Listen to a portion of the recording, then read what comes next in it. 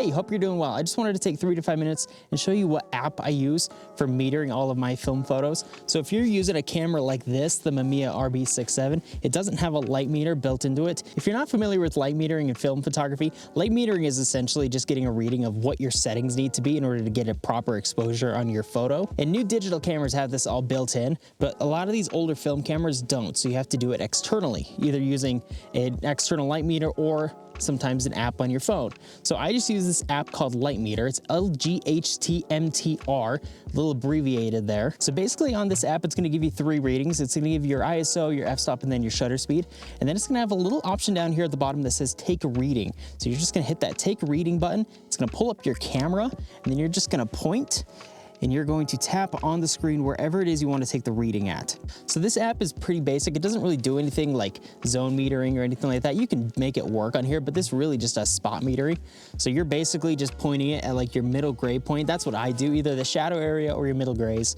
And then you're getting a reading based off of that. So I am looking at this little no trespassing gate. It was up here wheeling around in the mountains, and I came across a gate that says no trespassing on it, which is a bummer, but I'm gonna take a photo of it. So I'm basically just gonna point that little camera right at that gate, and I'm tapping right on that no trespassing sign, and it's giving me what looks like a pretty decent exposure.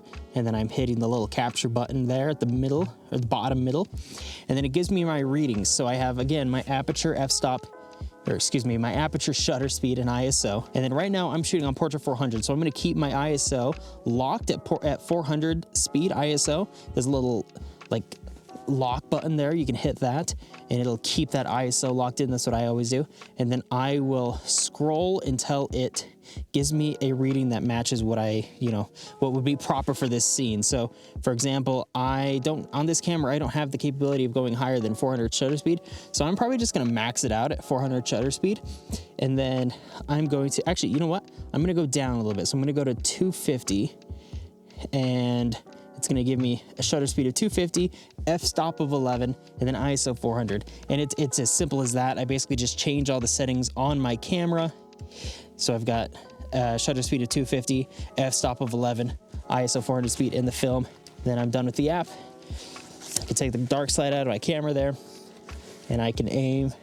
I'm already composed up, so this is pretty easy. And then I can just take the photo, just like that.